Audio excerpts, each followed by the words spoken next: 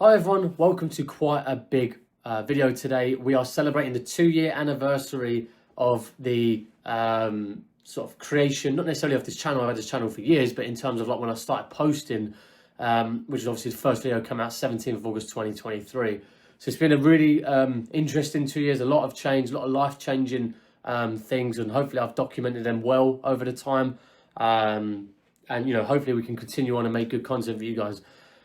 So I'm going to spend the first couple of minutes of this video just talking about that, reflecting a little bit on that sort of first video. And then what we're actually going to do is hop onto my computer, get back to the old OG camera, but this time it won't be blurry, it'll be a small version, and actually re-watch my DAA video. Not the entire thing, so it's like 25, 30 minutes long, but just to sort of reflect and remember where we came from and how far we've come. And I'll do a little bit of pause and talk, so to speak, at certain points.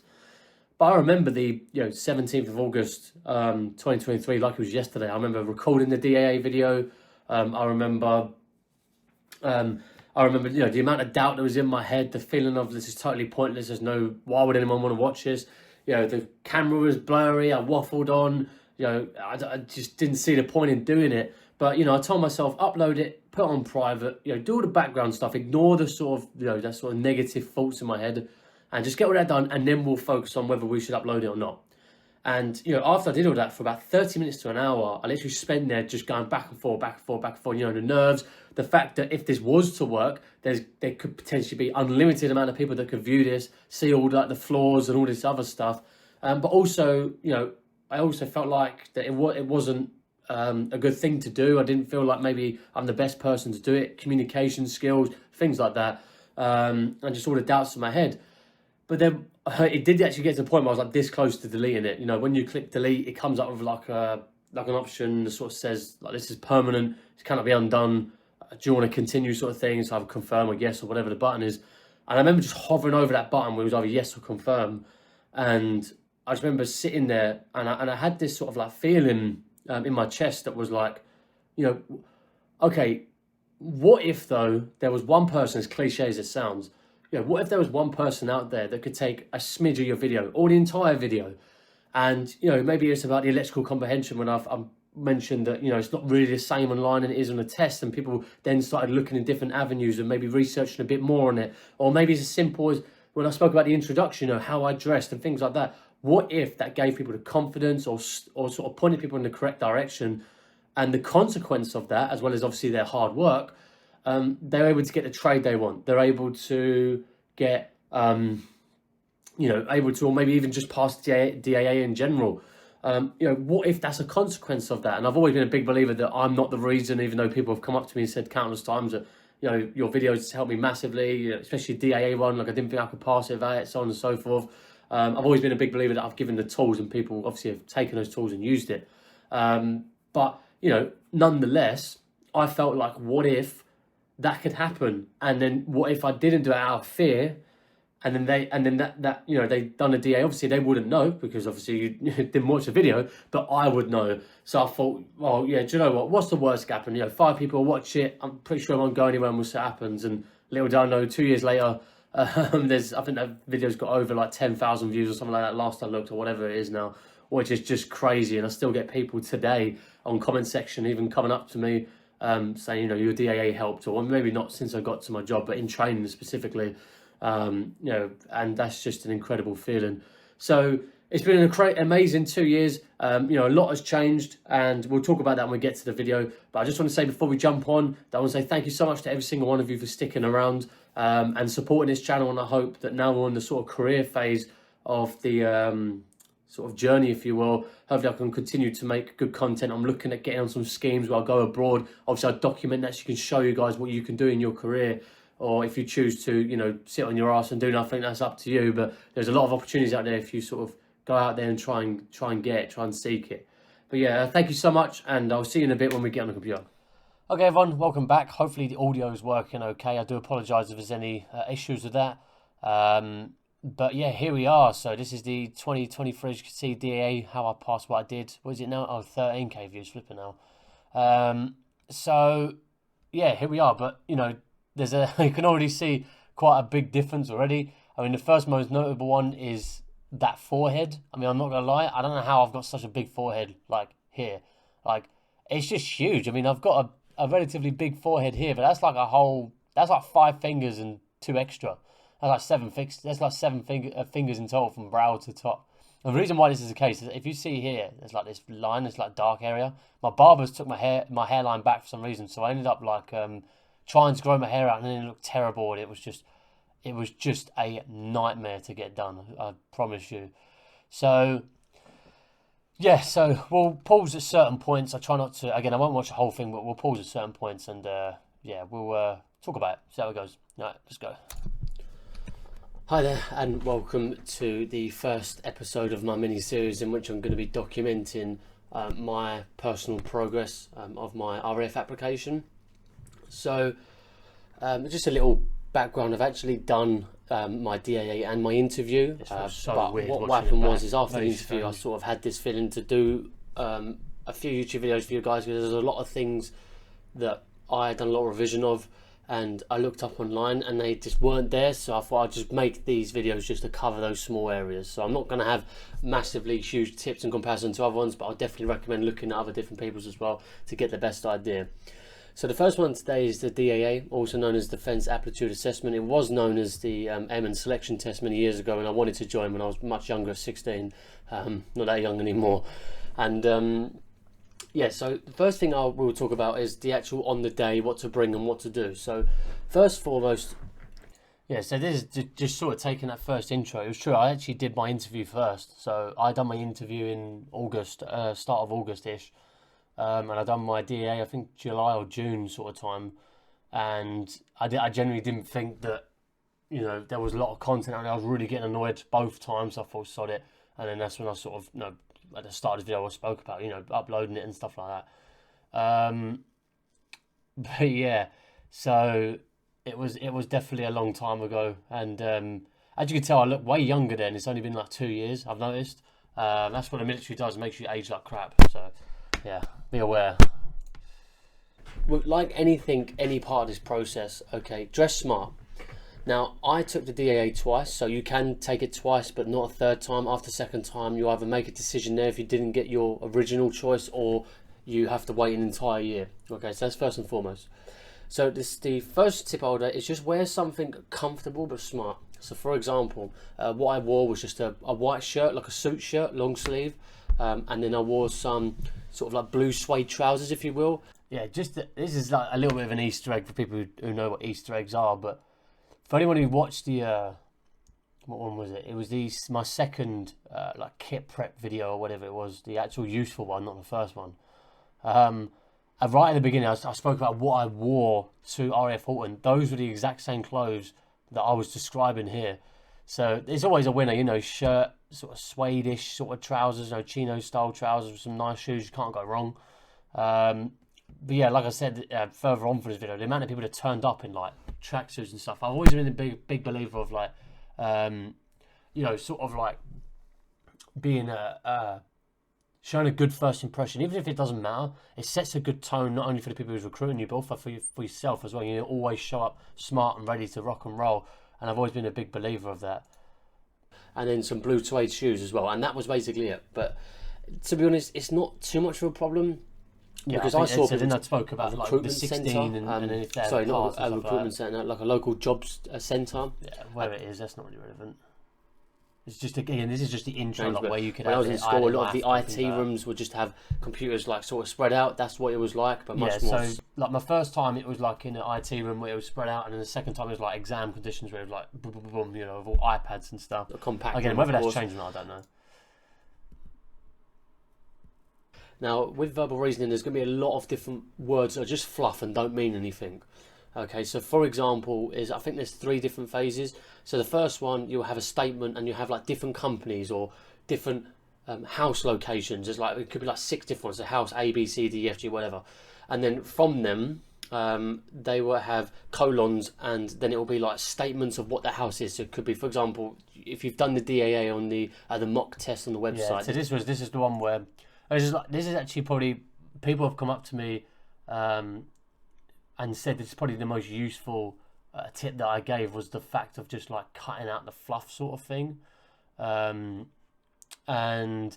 Yeah, it's true. Like the amount, and this goes for like most of your phase two as well. Like there'll be so much fluff and stuff you don't need to know, and you just got to get straight to the point, and that's it.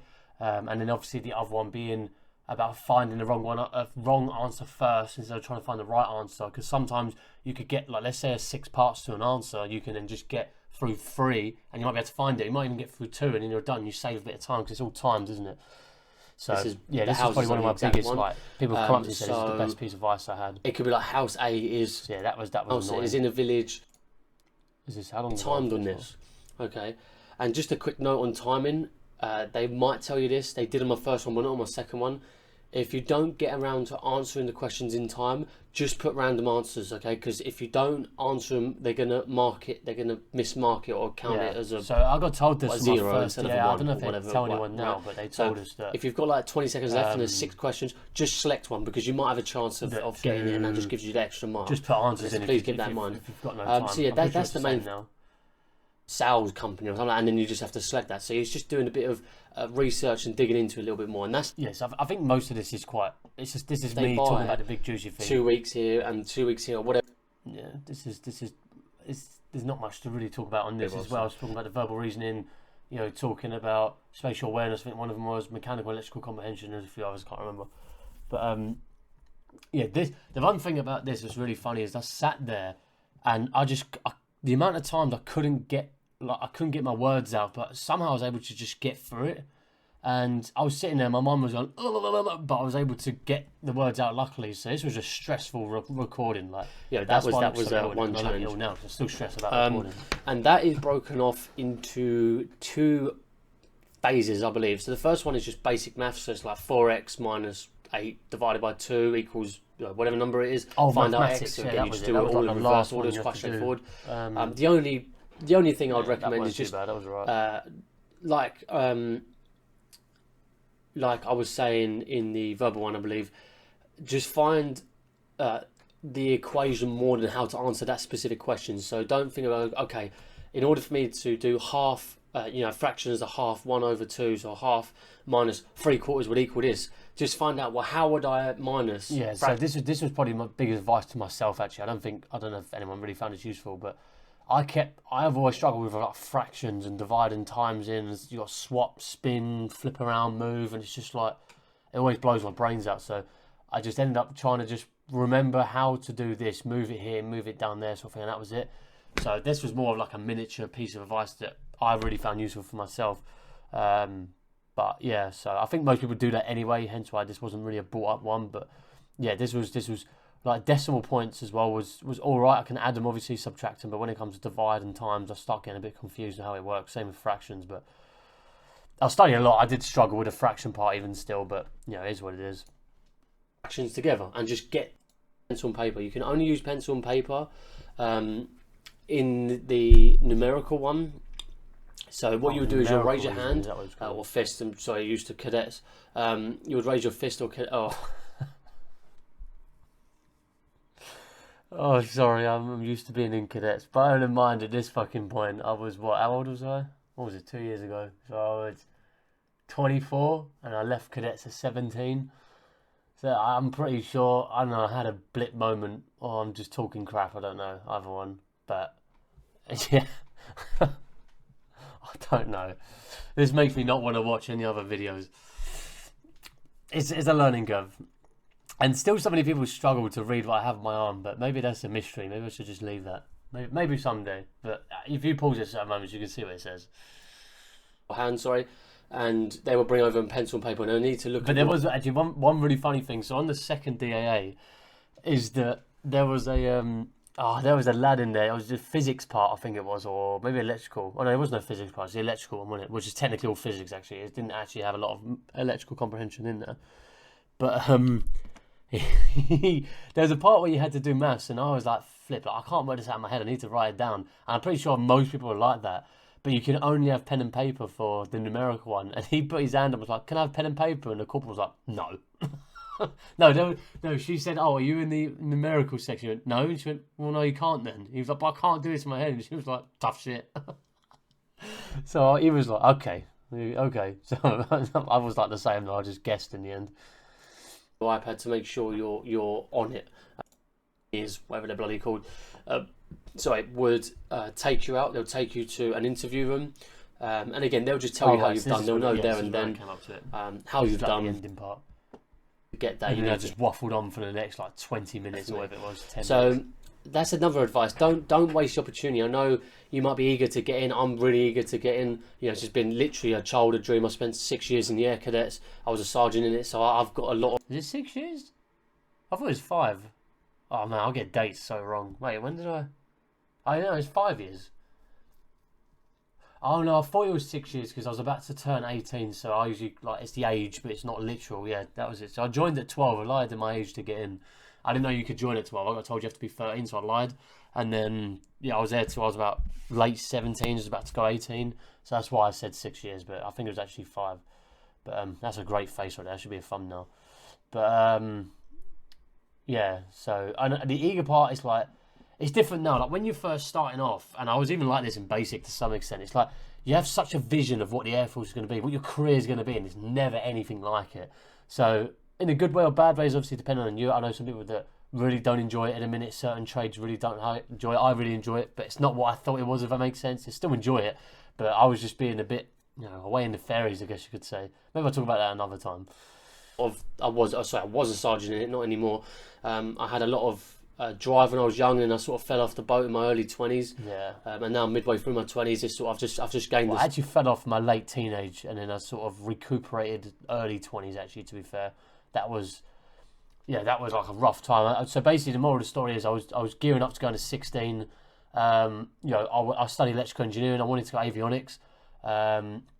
And then I sort of got halfway through college. About the first year, I had to do a 2-year college course. It was a level 3 electrical engineering qualifications because you needed a science-based or technological, is that the right one? Based subject that you can have. Unfortunately, I had electrical engineering. But, you know, I failed science ridiculously, and I somehow got into level 3 electrical engineering when you needed like a B in science. So I must have wooed whoever the flipping interviewer was, but I got into it. But yeah, then I sort of got like first year, and I started like hanging out. I wouldn't say hanging out with the wrong people, but I just sort of like started working a bit more, earning a bit more money, and then I saw like the pay and the RAF. I thought, nah, it's not really that interesting. I sort of lost my drive, and I was always very relatively mature to the point of, I knew that it was still a big commitment. I weren't very like light-hearted on it, so I decided to, I don't know, sort of like play it by ear sort of thing. I just spent the next 5 years or 6 years, or however long it was, mucking up. I think it's actually a bit longer, 8 years or something like that. Just sort of like bouncing between things for a long time. So, you live, you learn. It's far, and I'm going ahead with it full steam. Okay. You don't get what you want, but you still put the work in. That's all you can do. You should not be disheartened from that. Okay, and believe me, there's far more other careers. I just want to go in the Air Force by this point, but it's very lucky I got a trade that I'm actually genuinely interested in, so I'm quite excited for that. Yeah. I was actually going to go. So on my first DAA, I scored so low. So before I took it, I was going to be a cryptographer, which is like doing the maps sort of thing. But I thought I really don't want to. I said to my fiance at the time, he was like, "Do you want to go again, or do you want to think about it?" I said, "I'll think about it." And then I contacted him saying I want to do it a second time. But when I was thinking about it, I was like, I don't want to do 3.5 years minimum in cryptography. No offense, even though it seemed quite interesting, I just think that it just wouldn't be something I'd be interested in, and I probably would have pulled my application out if I was had to go ahead and do that. So I was very fortunate. I got CCS, and I've always, I've played on computers, PC since I was like 3-4 years old. So, cyberspace, all the IT side of it, I thought would be perfect.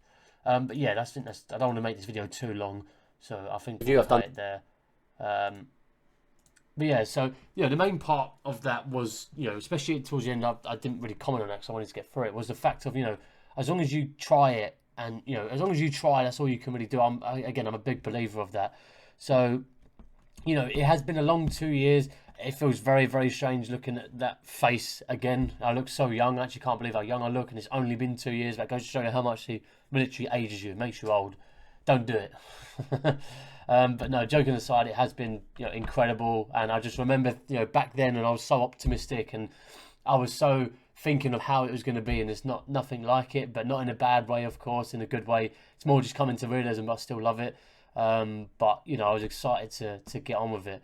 So that's going to be the end of the video, guys. I tried to keep it as short as possible. I do apologise. But it's quite fun to look back at. I try not to cringe as much as possible, but I got through it in the end. So hopefully you guys have enjoyed it, and I'll see you in the next video. I think the next one I actually plan on doing is actually a house tour again. As you can see, I'm in a new house, but it's about just getting it done, so we'll do that at some point. But yeah, whenever that next video is, and thank you so much for sticking around, for everyone who's stuck around for these past couple of years. I hope that the next content I make is still useful for you guys, and hopefully in the next foreseeable future, whether that's 1 year, 10 years, or until I'm dead, we can keep making these videos and make this an exciting journey, and hopefully inspires you guys to pursue your own journeys and your own careers in your own right. So yeah, thank you so much for sticking around and all the support, and I'll see you in the next video whenever it is. Take care. Bye bye.